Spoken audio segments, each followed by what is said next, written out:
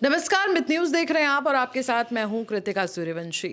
तो देखिए, जिस तरह से बंगाल में इस समय सियासी पारा हाई है, आईपैक जो कहीं ममता बनर्जी की पार्टी की कंसल्टेंसी फर्म है, वहां पर छापा मारा गया है ईडी द्वारा और इसके बाद लगातार वहां पर जो है बीजेपी और टीएमसी आमने सामने है, लगातार एक दूसरे पर आरोप लगा रही हैं। ममता बनर्जी की पार्टी का कहना है कि ये चुनाव से पहले कहीं ना कहीं जानबूझकर किया जा रहा है, ईडी ये गलत कर रही है। इसके अलावा उन्होंने जो है अमित शाह पर भी निशाना साधा है। उन्होंने कहा कि वो शरारती होम मिनिस्टर हैं, उनसे देश नहीं संभल रहा है और कहीं ना कहीं जो है उनकी पार्टी पर जानबूझकर ऐसी कार्रवाई की जा रही है। इसी पर हम करेंगे चर्चा। मेरे साथ हमारे साथी नितेश है। नितेश, आप किस तरह से देखते हैं? देखिए, जिस तरह से चुनाव आने वाला है बंगाल में और उससे पहले इस तरह की कार्रवाई ईडी की। अ, चुनाव का माहौल तो है ही।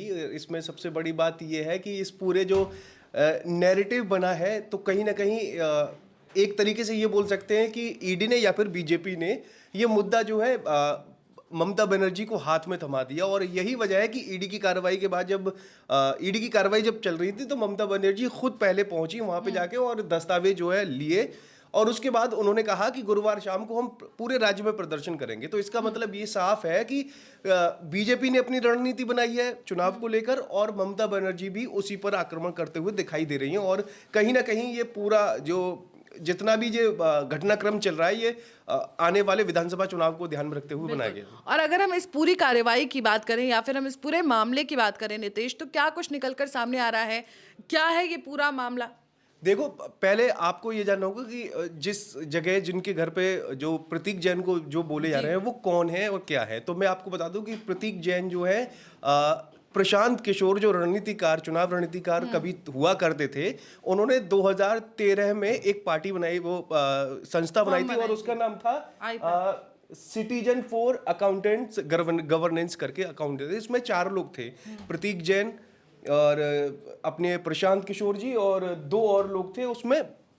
तो क्या हुआ, ये बाद में जैसे ही उन्होंने वो छोड़ा, प्रशांत किशोर ने 2021 में ये छोड़ दी। लेकिन ये 2013 के 14 के चुनाव के बाद, जैसे उस टाइम पे प्रधानमंत्री नरेंद्र मोदी को जो है कैंपेन लड़ाया था प्रशांत किशोर ने। उसके बाद जो है इसका नाम चेंज कर दिया और आईपैक इसका नाम कर दिया। और अब जो है इसमें प्रशांत किशोर तो हट जा ही चुके हैं, उन्होंने अपनी राजनीतिक पारी जो है वो शुरू कर दी है। तो प्रतीक जैन जो है इसमें हेड माने जाते हैं। तो अब ये पूरा मामला है एक कोयला चोरी घोटाले से जुड़ा हुआ है पूरा मामला। क्योंकि ऐसा दावा किया जा रहा है, ईडी जो बोल रही है कि ईडी का कहना है कि कोयला चोरी का जो काला धन था, वो गोवा विधानसभा 2022 के गोवा विधानसभा में यूज किया गया था। और ये पैसा टीएमसी को चुनाव लड़ाने के लिए यूज किया गया था। और एक अनूप माझी हैं और उनके द्वारा जो है ये पैसा कैंपेन के लिए दिया गया था। और यही दस्तावेज जो है बरामद करने के लिए ईडी प्रतीक जैन के घर पे पहुंची थी। और वहां से ईडी का ऐसा दावा है कि जो दस्तावेज, हार्ड डिस्क वगैरह जो वहां से वो ली गई थी, वो ममता बनर्जी ने जबरदस्ती अधिकारियों से छीनी है और उनको लेके अपनी गाड़ी में रखा है। हालांकि ममता बनर्जी ये दावा कर रही हैं कि उन्होंने जो दस्तावेज जो ईडी ने लिए हैं, वो पार्टी के चुनावी रणनीति जो आने वाले विधानसभा में बनेगी उसको लेकर थी। अब सवाल उठता है कि आईपैक का अभी फिलहाल जो काम क्या है। तो आईपैक एक पुल का काम करती है गवर्नमेंट और जो सरकार होती है उसके, उसमें जो केंद्र, जो राज्य में जो सरकार होती है और गवर्नमेंट, यानी मुख्यमंत्री, और जितने भी योजनाएं जो होती हैं उनकी पूरी रणनीति बनाती है। और साथ ही साथ जो पार्टी है उसको कहाँ पे कौन सा कैंडिडेट उतारना है, किसको नहीं उतारना है, कौन से क्षेत्र में कौन सा मुद्दा ज्यादा उठाना है, तो ये सारी चीज ये देखती है। तो ये सारे ममता बनर्जी का आरोप है कि ये सारे मुद्दे जो है उसके डॉक्यूमेंट्स जो है ईडी ने अपने लिए रख रहे थे। और इस पूरे जो विवाद का जो भंडाफोड़ किया है ममता बनर्जी ने, उन्होंने बोला है कि इसमें जो है गृह मंत्री का हस्तक्षेप है। क्योंकि इससे पहले गृह मंत्री ने खुलेआम प्रेस कॉन्फ्रेंस की थी और उन्होंने कहा था कि आने वाले 2 विधानसभा चुनाव में हम बंगाल में सरकार बनाएंगे और सत्ता में आएंगे।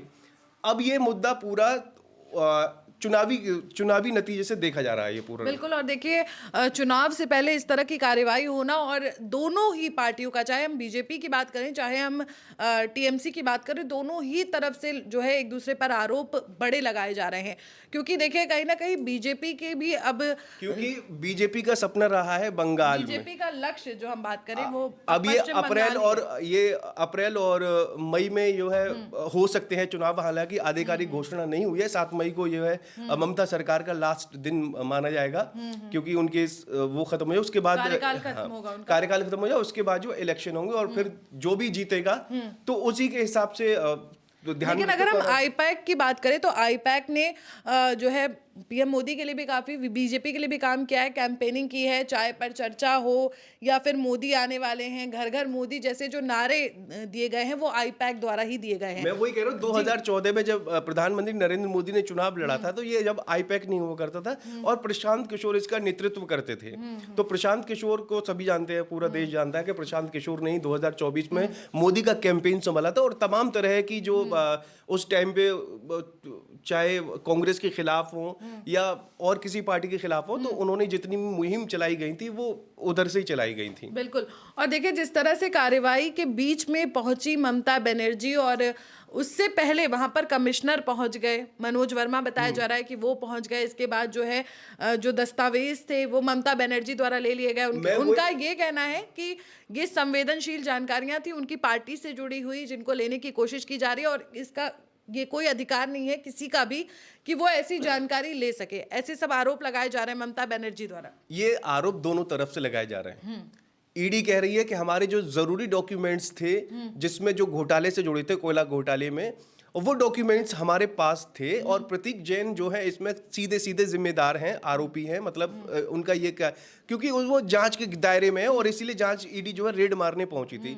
अब ममता बनर्जी का ये आरोप है कि ये जो डॉक्यूमेंट चुराए वहाँ ईडी ने जब्त किए थे, वो पार्टी के डॉक्यूमेंट थे, हमारी रणनीति के डॉक्यूमेंट से, आने वाले विधानसभा चुनाव में हमें कैसे कैंपेन करना है, क्या करना है, वो उसके डॉक्यूमेंट थे, हार्ड डिस्क थी, और वो मैंने अपने कब्जे में ले ली। जबकि ईडी कह रही है कि ममता बनर्जी ने हमारे अधिकारियों से जबरदस्ती छीना गया। लेकिन इसमें देखिए 2-4 बातें निकलकर सामने आती है। अगर हम ईडी की बात करें तो जब से मोदी सरकार आई है या फिर किसी की भी सरकार रहती है, तो कहा जाता है कि ईडी जो है वो सरकार के लिए काम करती है, केंद्र सरकार के लिए काम करती है, और खासकर मोदी सरकार पर इस तरह के आरोप लगे हैं कि वो जांच एजेंसियों का। मैं एक चीज बता रहा हूँ, मैं कह रहा हूँ, ये कोई पहली बार रही है कि कोई भी जांच, मतलब कोई भी अगर केंद्र में गवर्नमेंट है और कहीं पे इलेक्शन हो रहे हैं, तो कि कोई भी एजेंसी हो, आपको याद होगा कांग्रेस के जमाने में तोता बोला करते थे। बिल्कुल।